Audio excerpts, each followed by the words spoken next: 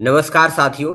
सबों का बहुत बहुत आभार आज की इस वेबिनार में शामिल होने के लिए। जैसा कि पहले ही बता दिया गया था कि हमारा आज का जो वेबिनार है उसका शीर्षक रहेगा वेनेजुएला घटनाक्रम की मार्क्सवादी व्याख्या। और इस पर हम लोगों ने पहले ही सुरेश श्रीवास्तव सर द्वारा लिखित एक ब्लॉग में शेयर कर चुके हैं, वह दूसरे सोशल मीडिया प्लेटफॉर्म पर भी उसको हम लोगों ने शेयर किया है। और आशा करते हैं कि वेबिनार में सभी सदस्यगण उसको पढ़ लिए होंगे, उसको समझ लिए होंगे। तो अ, वेबिनार को आगे बढ़ाने के लिए अ, मैं सुरेश श्रीवास्तव सर को निमंत्रण करूंगा अपने एक प्रश्न के साथ में, जो मुझे सर के ब्लॉग को पढ़ते के वक्त मेरे मन में आया। तो सर, मेरा पहला प्रश्न ये है कि वेनेजुएला में सर जो कुछ भी हुआ, तो उसमें सर जो वेनेजुएला के जो दिवंगत राष्ट्रपति थे, ह्यूगो सावेज, और जो वर्तमान के जो राष्ट्रपति हैं अब हमारे निकोलस मादुरे, तो सर उनको जो उन लोगों की मार्क्सवादी समझ सर कितनी है?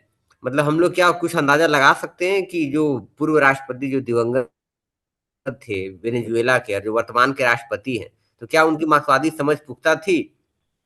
और क्या अ, वह जो पार्टी है उनकी, वो सर्वहारा चेतना यानी कि वैज्ञानिक समाजवाद का प्रतिनिधित्व करती है, या कि वो बुर्जुआ चेतना का ही प्रतिनिधित्व करती है? वो ऐसा इसलिए सर क्योंकि अगर वो सर्वहारा चेतना का प्रतिनिधित्व करती तो उनके जो सबसे करीबी लोग जो ट्रम्प का साथ दिए इस पूरे घटनाक्रम में, वो शायद नहीं देते सर। तो इस पर आपका क्या कहना है सर? मेरी समझ जो है कि पिछले 25 साल में अ, पूरा लैटिन अमेरिका में वैज्ञानिक समाज में मार्क्सवाद शब्द इस्तेमाल करना नहीं चाहूंगा, क्योंकि मार्क्सवाद से बहुत सारी भ्रांतियां फैली हुई हैं और उससे गलत संदेश जाता है। लोग अपने अपने उसके अर्थ निकालते हैं। मैं शब्द इस्तेमाल करना चाहूंगा वैज्ञानिक समाजवाद। तो वैज्ञानिक समाजवाद की जो समझ है पूरे विश्व में, लैटिन अमेरिका में, थर्ड वर्ल्ड में, चाहे वो अफ्रीका हो चाहे साउथ ईस्ट एशिया हो, बहुत पुख्ता हुई है। और चावेज ने जो सत्ता में आने के बाद जो सबसे पहला काम किया था, दो दो सबसे महत्वपूर्ण काम किए थे। एक तो उन्होंने नेशनलाइजेशन किया, क्योंकि जो उनका सबसे बड़ा नेचुरल रिसोर्स था, पेट्रोलियम ऑयल, जो उनकी इकोनॉमी का आधार है, उसका नेशनलाइजेशन किया। दूसरा, उन्होंने संविधान में इस हिसाब से संशोधन किया कि डेमोक्रेटिक सेंट्रलिज्म की जो अवधारणा है उसी के आधार पर, कि उन्होंने जो कम्युनल काउंसिल्स बनाई, जो विलेज लेवल पर, फिर उसके बाद डिस्ट्रिक्ट लेवल पर, या जो भी नाम देते हो, क्योंकि वो स्पेनिश है, नाम अलग अलग देते हो, लेकिन अर्थ उसका वही है कि छोटी से छोटी इकाई, जहां 100-200 परिवार आपस में जो एक दूसरे को जानते हैं समझते हैं, उनके बीच में आदान प्रदान हो और वो अपना रिप्रेजेंटेटिव सिलेक्ट करें, उसी के आधार पर ये पिरामिड ऊपर की तरफ चले, जो कि डेमोक्रेटिक सेंट्रलिज्म का मुख्य कंसेप्ट जो है वो यही है। तो एक तो उन्होंने उसको लागू किया, जिसकी वजह से आम जनता की पूरी भागीदारी है वहां, और आम जनता में ये चेतना जागृत हुई। दूसरा, उन्होंने जो कुछ भी नेशनलाइजेशन किया करने के बाद, या जो कुछ भी सरकार की, सबसे पहला जोर उनका था शिक्षा और स्वास्थ्य के ऊपर। तो इस बात से साफ जाहिर होता है कि उनकी सोच इस बारे में भी बिल्कुल सही थी कि जो सामूहिक उत्पादन या सामूहिक स्वामित्व की जो नेचुरल रिसोर्स हैं, उनका इस्तेमाल सामूहिक हित के लिए ही होना चाहिए, व्यक्तिगत हित के लिए नहीं। और इसीलिए चीन के साथ उनका सामंजस्य लगातार बढ़ता गया है, और धीमे धीमे जो स्ट्रेटेजिक अलायंस होती, फिर ब्रॉडर स्ट्रेटेजिक अलायंस, अब तो बिल्कुल कंप्लीट आइडियोलॉजिकल। क्योंकि जिस दिन मादुरे को अरेस्ट किया, उसके कुछ घंटे पहले ही उन्होंने चाइना के साथ में नया एग्रीमेंट साइन किया हुआ था। तो ये दर्शाता है उनकी नजदीकी चीन के साथ। और चीन का जो BRI है, क्या है वो इनिशिएटिव, बेल्ट एंड रोड हाँ, बेल्ट रोड इनिशिएटिव और इंस्टीट्यूट। हाँ। Something like that. हाँ। तो उसके साथ में दुनिया के सारे कम से कम 120 देश उसमें शामिल हो चुके हैं, उसमें बहुत से यूरोपियन देश भी हैं। तो जो पहला आपका है कि क्या उनकी मार्क्सवादी चेतना, तो मेरा मानना है ह्यूगो चावेज की या मादुरो की या उनकी पत्नी की या उसके गवर्नमेंट में जितने भी लोग हैं, उनकी मार्क्सवादी समझ बहुत पुख्ता है। मार्क्सवादी शब्द जैसे मैंने कहा मैं नहीं इस्तेमाल करना चाहूंगा, तो उनकी वैज्ञानिक समाजवाद की जो उनकी समझ है वो पूरी तरह पुख्ता है।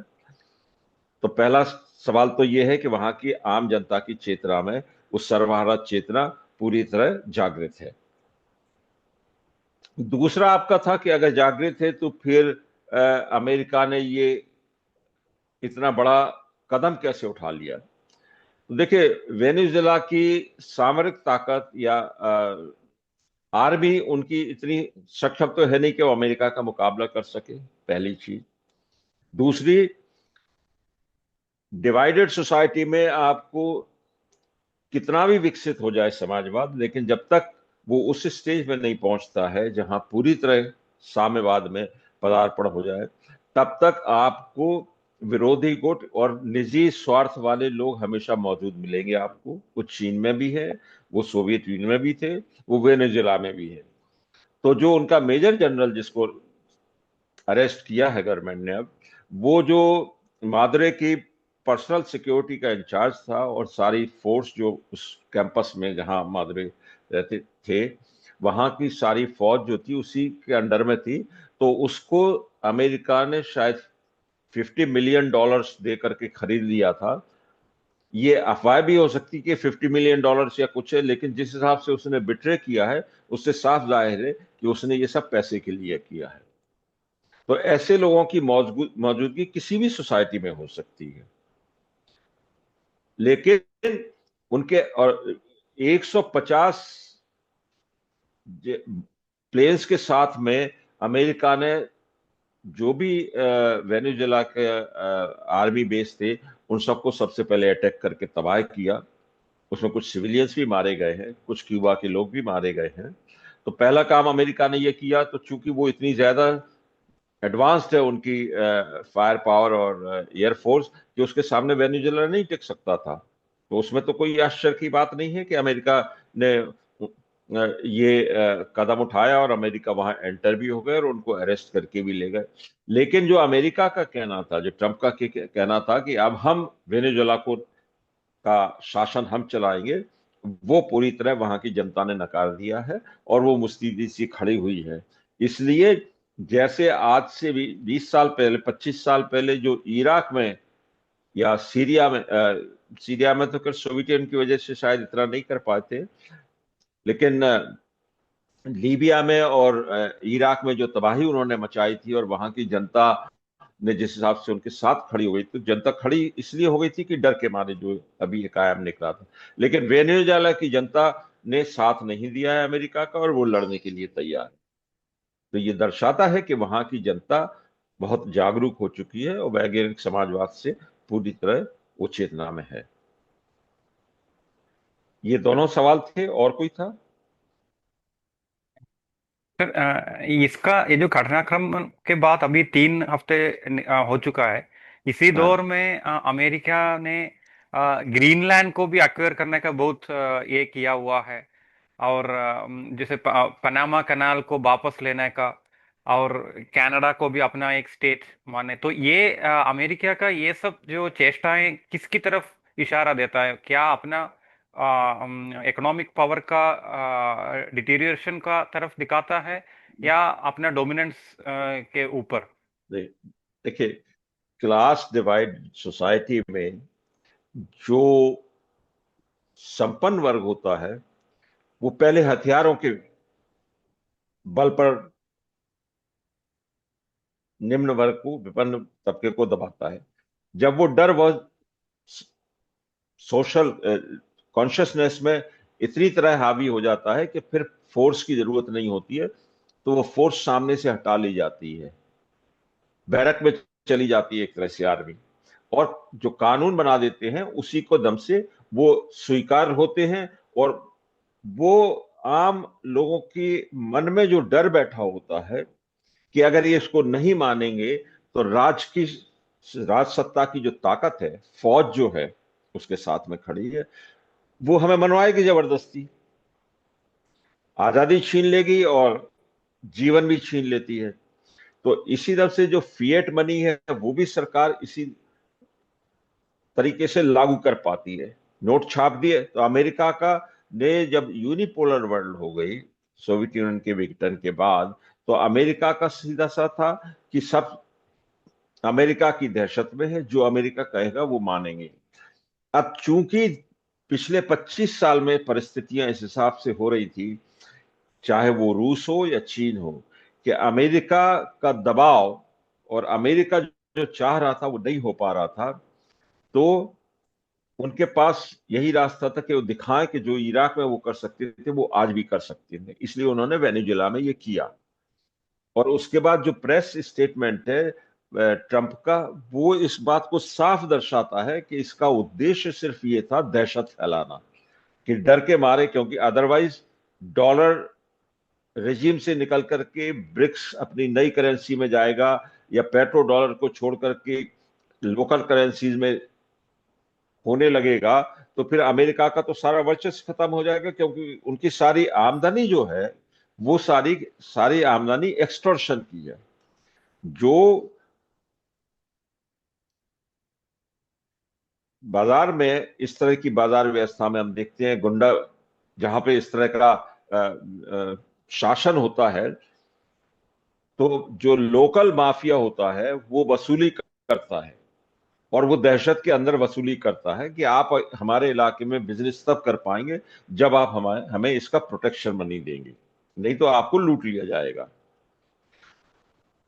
तो अमेरिका की सारी इकोनॉमी सेकेंड वर्ल्ड वॉर के बाद, जब 44 में डॉलर को एक्सेप्ट कर लिया गया, 71 में डॉलर को गोल्ड से डीलिंग कर दिया गया, और 74 में पेट्रो डॉलर आ गया, और सोवियत यूनियन की इकोनॉमी तो इतनी तेजी से नीचे जा रही थी कि वो इस स्थिति में नहीं थे कि अमेरिका को किसी तरह अपोज कर सके, और न चाइना उस स्थिति में था। तो अमेरिका का जो वर्चस्व स्थापित हो गया था, उसी के जरिए वो ये सारा कुछ कर रहे थे। अब इसको जब चैलेंज मिलने लगा, तब उनके लिए जरूरी था कि वो अपनी ताकत का प्रदर्शन करें और फिर से वो दहशत पैदा करें। तो वेनेजुएला के इंसिडेंट के बाद अमेरिकन प्रेसिडेंट का जो एक स्टेटमेंट है, जो मैंने अपने इसमें कोट किया है, उसको पढ़ेंगे तो उसमें साफ लिखा हुआ है कि वो दिखाना चाहते हैं कि हम अभी भी इतने ताकतवर हैं कि हम जो चाहेंगे वो करेंगे। लेकिन वेनेजुएला की जनता ने जब उनका साथ नहीं दिया, तो उन्होंने ग्रीनलैंड की तरफ रुख किया। वो कनाडा की तरफ भी वो दिखाना चाहते हैं, लेकिन धीमे धीमे, जैसे कनाडा ने अपोज किया है, डेनमार्क ने अपोज कर लिया है, उसी तरह रिपब्लिकन पार्टी के खुद के अंदर सीनेटर अपोज कर रहे हैं। तो ये दर्शा रहा है कि धीमे धीमे पूरी दुनिया में जो सर्वहारा चेतना है वो ज्यादा ताकतवर होती जा रही है, और जो बुर्जुआ चेतना है वो अब पीछे रिट्रीट पर है एक तरह से। तो अमेरिका का जो भी कदम है, ट्रंप इस समय जो कुछ भी कर रहा है वो इसी हताशा में कर रहा है, क्योंकि उनको पता है कि अगर उनका ये जो दुनिया में पुलिसिंग का जो अधिकार उन्होंने ले रखा है, क्योंकि सारे समुद्री मार्गों पर उन्होंने कब्जा कर रखा था, सारा व्यापार पे उन्होंने कब्जा कर रखा था, अगर वो कमजोर हो जाएगा तो उनकी इकोनॉमी खत्म हो जाएगी। इसलिए उनके लिए लास्ट डिच एफर्ट है कि किसी तरह वो अपनी बादशाहत या अपना दादागिरी बरकरार रख पाए। तो वेनेजुएला में अगर नहीं हो पाया, तो हताशा में उन्होंने ग्रीनलैंड की तरफ रुख किया है, या वो कनाडा के ऊपर जिस हिसाब से वो हमला करने की कोशिश कर रहे हैं, बातों में तो कर ही रहे हैं, वैसे तो फिर पॉसिबल नहीं आज की तारीख में। तो ये हताशा में उठाया हुआ कदम है, क्योंकि वो अब रिट्रीट पर है और डिक्लाइन पर है, capitalism, imperial capitalism is on the decline now. ठीक है सर, नेक्स्ट क्वेश्चन इसी से मिलता जुलता ये है कि सर, ये जो वेनेजुएला में जो जो कुछ भी हो रहा है सर, इस पर जो सर्वहारा चेतना से लैस जो राष्ट्र हैं, जैसे कि रूस हो गया, चीन हो गया, क्यूबा हो गया, इनकी क्या प्रतिक्रिया है सर, इनके प्रतिनिधित्व की ये पूरे घटनाक्रम पर? ये इस घटनाक्रम में सारे के साथ वेनेजुएला के साथ हैं, और जो एक सिद्धांत है कि किसी दूसरे देश की उसमें दखल नहीं देना है, चाहे छोटा हो या बड़ा हो, तो फौजें भेजने का तो कोई सवाल नहीं उठता है जब वेनेजुएला की जनता खुद अपने में सक्षम है। और चीन का जो एग्रीमेंट है वेनेजुएला के साथ, और जिसको उन्होंने पिछले दिनों शायद 2024 में उसको पूरी तरह प्रोटेक्ट कर लिया है कि सरकार कोई भी हो, किसी भी तरीके से सरकार बदले, तो चीन के साथ जो उनका समझौता है, जो एग्रीमेंट है, उस एग्रीमेंट को खत्म नहीं किया जा सकता। तो चीन को उनकी अर्थव्यवस्था जो है उसको उन्हीं के हिसाब से चल रही है, उसमें कोई दिक्कत नहीं है। तो मुझे नहीं लगता कि उनका रिएक्शन इसके अलावा कुछ और होना चाहिए। वो बिल्कुल सही रिएक्शन है कि वो अपनी सॉलिडरिटी दिखा रहे हैं। वो कह रहे हैं हम वेनेजुएला के साथ खड़े हैं, वेनेजुएला को हम हर तरह की मदद देंगे। इवन चीन के लिए, चीन के ऊपर हमला करने की जो पूरी तैयारी थी, और पिछले दिनों जो उन्होंने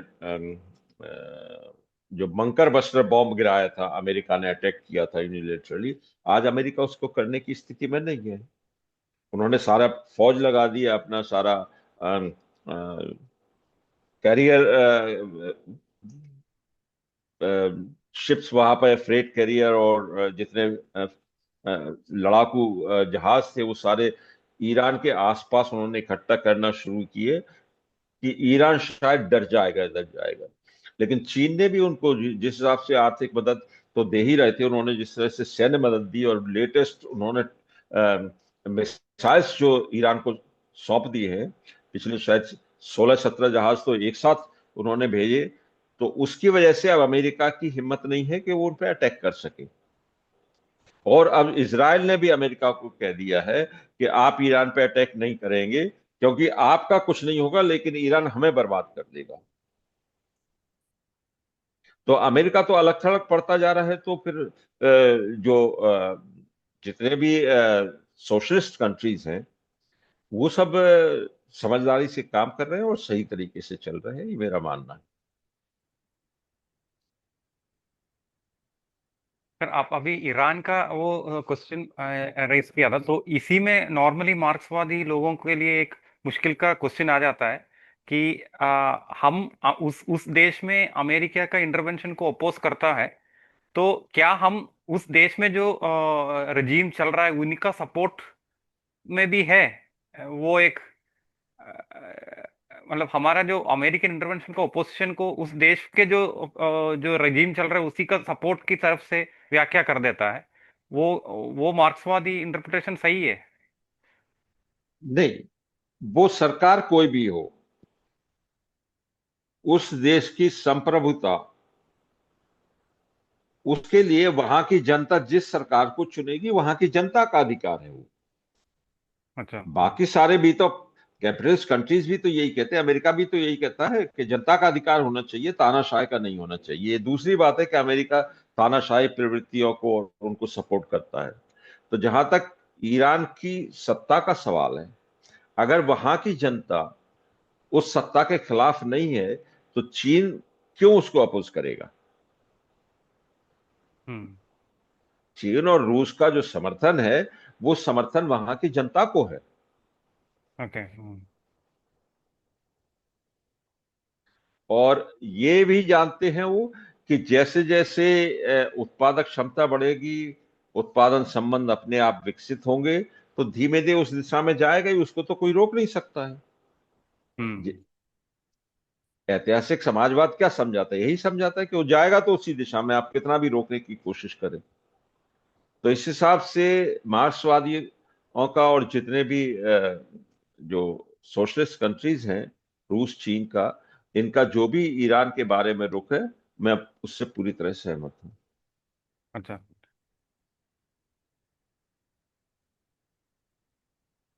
और सर एक इस घटनाक्रम के बाद एक और फिनोमिनन ऑब्जर्व किया है कि अमेरिका में भी इस इंटरवेंशन के अगेंस्ट बहुत सारा प्रोटेस्ट हो रहा है, और ओपनली न्यूयॉर्क का मेयर भी इसको कंडम कर रहा है।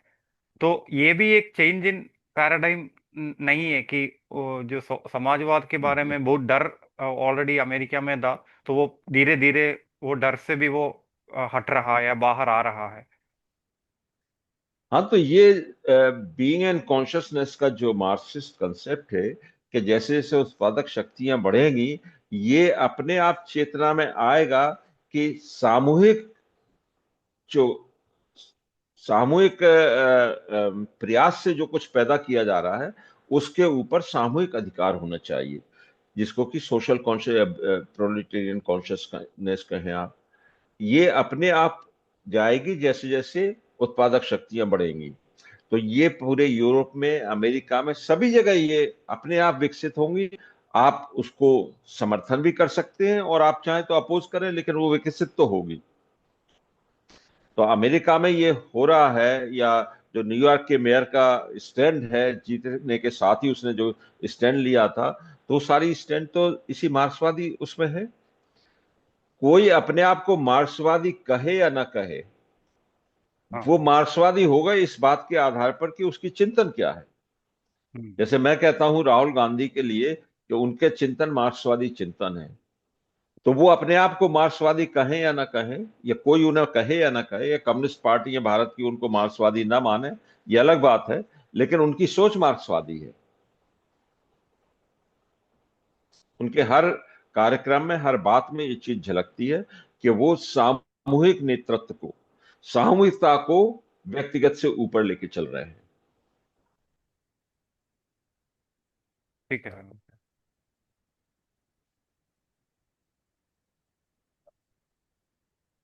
सर एक और फिनोमिनन है कि जो ट्रम्प की मतलब यूएस प्रेसिडेंट का स्टेटमेंट के बाद भी, मतलब अमेरिकन ऑयल कंपनीज को उधर इन्वेस्टमेंट बढ़ाने के बाद, करने के बाद भी बहुत सारा ऑयल कंपनीज अभी भी पूरा कॉन्फिडेंस में नहीं है कि उस देश में जाके इन्वेस्टमेंट करें। तो ये भी मार्क्स का जो एनालिसिस को एक, क्योंकि वो रेट ऑफ रिटर्न इस स्ट्राइक ड्रिवन कंट्री में तो आएगा नहीं, ये सोच के वो भी थोड़ा सा डरता है। तो इकोनॉमिक एस्पेक्ट्स आपका पॉलिटिकल एस्पेक्ट्स को सुपरसीड करेगा, ये तो साबित भी कर रहा है। बिल्कुल, बिल्कुल करेगा, क्योंकि इकोनॉमिक इंटरेस्ट सुप्रीम है। उसी से मटेरियल सोशल कॉन्शियसनेस होती है। तो चाहे इंडिविजुअल हो, चाहे कलेक्टिव हो, चाहे कंपनीज हो, कॉर्पोरेट सेक्टर हो, सारे के सारे अपना आर्थिक हित पहले देखेंगे। तो ऑयल कंपनीज को लग रहा है कि वहां का ऑयल को रिफाइन करने के लिए उनसे जिस इन्वेस्टमेंट की, शायद $100 बिलियन का इन्वेस्टमेंट का कहा गया है उनको, तो उनको लगता है कि वो रेट ऑफ रिटर्न उन्हें नहीं मिलेगा। So they are not interested in investing there.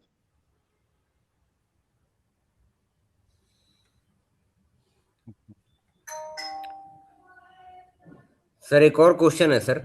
आपने अपने ब्लॉग में के अंत में मेंशन किया है कि अमेरिका न तो फिलिस्तीन को न ही ईरान को अपना शर्त मनवाने के लिए मजबूर कर सका। तो अंत में क्या है कि अमेरिकी प्रशासन, या दूसरे शब्दों में कहें ट्रम्प जो है, अपना जो खींच है वो अपनी ही जनता जनता अपनी ही जनता के ऊपर निकाल रहा है सर। तो वो किस तरीके से निकाल रहा है अपनी जनता के ऊपर सर, इस पर थोड़ा टिप्पणी करेंगे?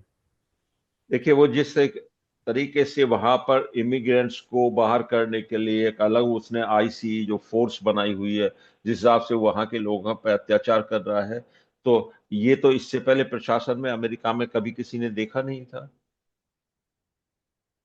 आज जिस हिसाब से कर रहा, वो इस चीज को भूल जा रहा है कि यही लोग, इमिग्रेंट्स लोग जो है ना, वो अमेरिकन इकोनॉमी को सस्टेन किए हुए हैं। अमेरिका में प्रोडक्टिव एक्टिविटी तो है नहीं। हम्म। इंटेलेक्चुअल प्रॉपर्टी राइट्स के बेसिस पर जो कंट्रोल किया हुआ है, तो इंटेलेक्चुअल प्रॉपर्टी क्रिएट कौन कर रहा है? सारी दुनिया भर का इंटेलेक्चुअल जाकर के वहां रिसर्च करता है, वही तो है। तुम उसको उसके ऊपर बंदिशें लगाओगे तो कहां जाएगा अमेरिका? तो तो इवन उनका जो कुछ फॉर्म्स फॉर्म्स में भी काम करने के लिए तो इमिग्रेंट्स ही तो आता है। सब कुछ वही है, सारा कुछ वहां का जितना भी रिसर्च एंड डेवलपमेंट किया हुआ है वो सब बाहर वालों ने आके किया हुआ है।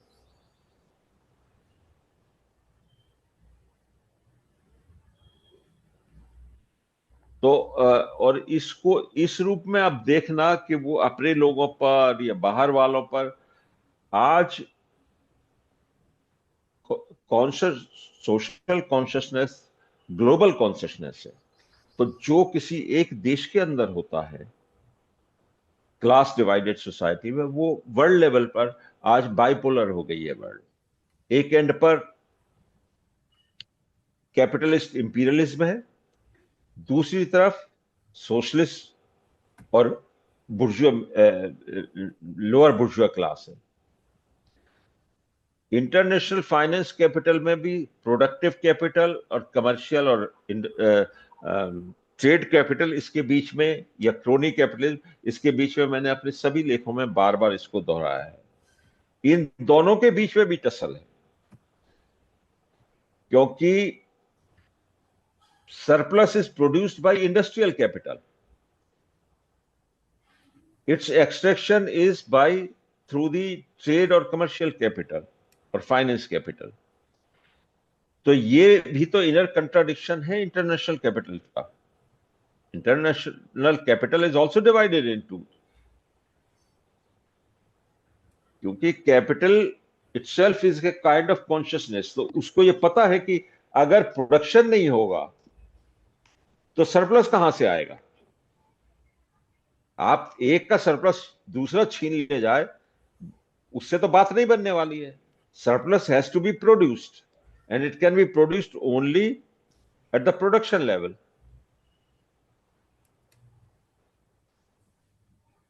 जी सर। तो जो ऑयल कंपनीज ने रिफ्यूज किया है इन्वेस्ट करना, वो इट्स पार्ट ऑफ दैट। जबकि वहां की जो वॉर मशीनरी है वो इंटरेस्टेड है कि इन्वेस्ट किया जाए, वो तो वॉर में इंटरेस्टेड है। So the industry is also divided in two parts.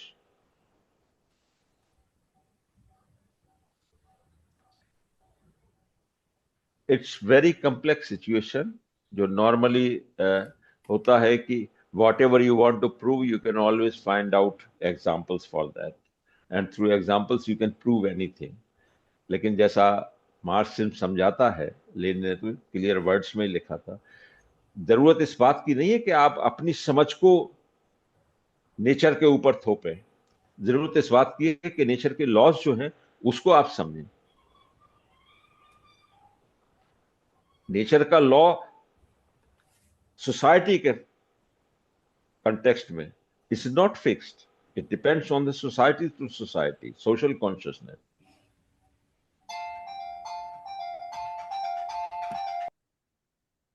ये सर हमने जो क्योंकि क्यूबा में भी अमेरिका बहुत टाइम पे इंटरवेंशन किया है, लेकिन इस इतना बड़ा कदम इसलिए नहीं किया हो इसलिए कि उधर ऑयल या रेयर अर्थ उतना नहीं है। वो एनालिसिस सही है या उस उधर का जनता का जागरूकता और ज्यादा है इसलिए अमेरिका कर नहीं पा रहा है? उधर की जनता का जागरूकता बहुत ज्यादा है। वो पिछले 50 साल में 70 साल में क्यूबा के ऊपर, फिडेल कास्ट्रो के ऊपर, अगर आप इंटरनेट पर जाएं तो आपको पढ़ने का मिलेगा कि कम से कम 600 बार उनके ऊपर उनको मारने की कोशिश की गई।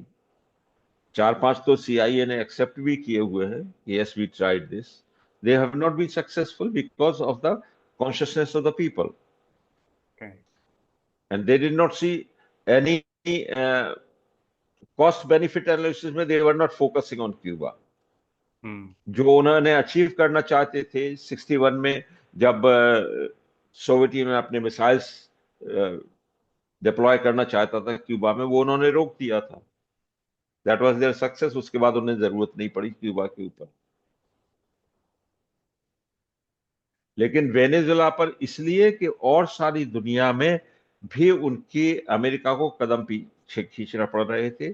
और अब जो कंट्रडिक्शन है वो अपने पीक पर पहुंच चुका था। सारा लैटिन अमेरिका, पूरा का पूरा लैटिन अमेरिका चाइना के साथ जाने के लिए तैयार हो गया था, इसलिए उसको रोकना बहुत जरूरी था। अभी तक तो सारा लैटिन अमेरिका था नहीं, सिर्फ क्यूबा एक अकेला कंट्री था, इसलिए वो ज्यादा डेंजर नहीं था अमेरिका के लिए। लेकिन अब यहाँ तो पूरा का पूरा साउथ अमेरिका चीन के साथ जाने के लिए तैयार है।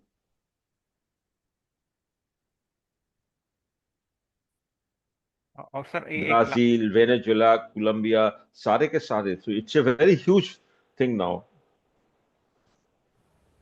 और सर इसके साथ साथ यूरोप और अमेरिका के बीच में जो अलायंस था वो भी डिसइंटीग्रेट होता हुआ नजर आ रहा है। और यूरोप में भी थोड़ा सा ग्रेजुअली जैसे इटली वगैरह देश जो है बीआरआई में तो डायरेक्टली इन्वॉल्व तो हो ही गया, तो वो लोग भी gradually toward socialist side push होगा, ये आप देख पा रहा है? यस, बिल्कुल, कि उसके अलावा और कोई रास्ता नहीं है। सोशल कॉन्शियसनेस तो बढ़ेगी बढ़ेगी। Material social being and consciousness is a law of nature. It's not a man-made law. Hmm. If productive forces improve and increase, then expectation of people will definitely increase. Okay. वो चाहे Europe के किसी country में हो या Africa में हो या साउथ एशिया में, एनीवेयर।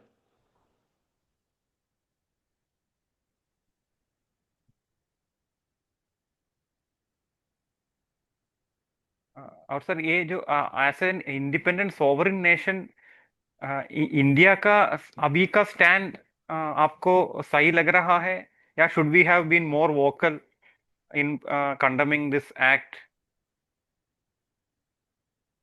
देखिए, every country will behave depending upon the ruling party, which will be guided by the consciousness, the class consciousness of the class which is dominant. Here, BJP is in dominance, and that's the basic ideology.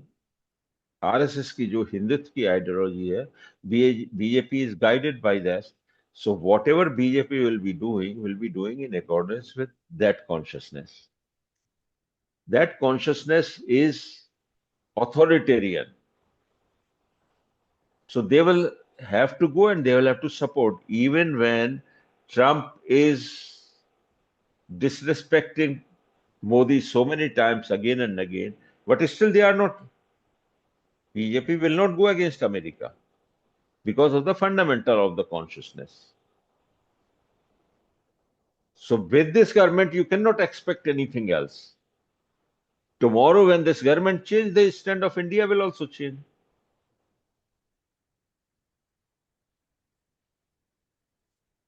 Am I clear on your question? या So with the present setup of Indian government, you cannot expect anything else. Sir ये जो marks ने vampire शब्द का use किया है, तो ये सब तो सर हाँ, मतलब कि अवैज्ञानिक बात है, मतलब वैज्ञानिक शब्द शब्दावली है।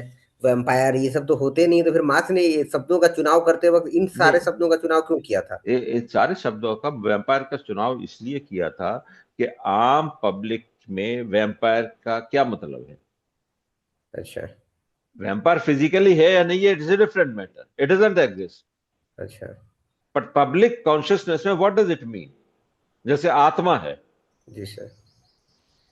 फिजि it doesn't exist, yes sir. लेकिन it carries some meaning. So when we talk of spirit और आत्मा, तो ओके। कंसेप्ट क्या है? Atma is something which is running your body, and when you are dead it goes out of it.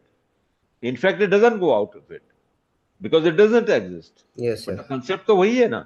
Okay. तो vampire doesn't exist, but public consciousness में what is this word carries, what meaning it carries? It carries meaning that there is some entity which comes to life to suck blood of its own nature. Vampire क्या है? Vampire is sleeping daemon कह लीजिए या कुछ कह लीजिए. It gets up, goes to suck blood, because without sucking blood it cannot live. It is dead, but it has to continue living. This kind of concept is within the public consciousness. That's why he has used this as a simile. नहीं sir, क्योंकि इसका जब कभी कभी use करते हैं तो वैसे लोग जो कहते हैं कि मार्क्स तो किसी भी तरह की परलौकिक आस्था में विश्वास नहीं रखते थे, धर्म को नहीं मानते थे, तो फिर आप लोग ये वैम्पायर शब्द का यूज क्यों करते हो? आपके शब्दावली में कमी है क्या? ऐसा करके कभी कभी मुझे सुनने को मिला है, इसलिए मैं सोचा आज रखता हूँ आपके सामने. नहीं तो कल के दिन आप कहेंगे आप एक्सप्लॉयटेशन के वर्ड को क्यों यूज करते हो? क्योंकि आप तो मानते नहीं हो, आप तो अगेंस्ट एक्सप्लॉयटेशन हो. आप कॉन्शियसनेस को क्यों आप कहते हो? क्योंकि आप तो मानते नहीं हो सुपर कॉन्शियसनेस को. भाई जो पब्लिक डोमेन में जो जो चीजें हैं, जो मिसकंसेप्शन है, उनके बारे में बात करेंगे, उनको एनालाइज करेंगे. Okay sir. तो मार्क्स का कहना ये कोई कैपिटल पिशाच थोड़ी है. It's not its existence, it's being given as a simile. Okay. सभी साथियों का बहुत बहुत आभार आज की इस वेबिनार को सफल बनाने के लिए, खास करके हमारे वरिष्ठ साथी सुरेश श्रीवास्तव सर का, जिन्होंने बहुत ही शालीनता से पाठकों द्वारा उठाए गए सारे सवालों का जवाब दिया. और उम्मीद है ये वीडियो भी हमारे बाकी सभी वीडियो की तरह जब सोशल मीडिया पर आएगी तो लोगों की जो वैज्ञानिक समझ है, मार्क्सवाद की जो समझ है, उसको और भी मूल में जा कर के समझने में सहायता प्रदान करेगी.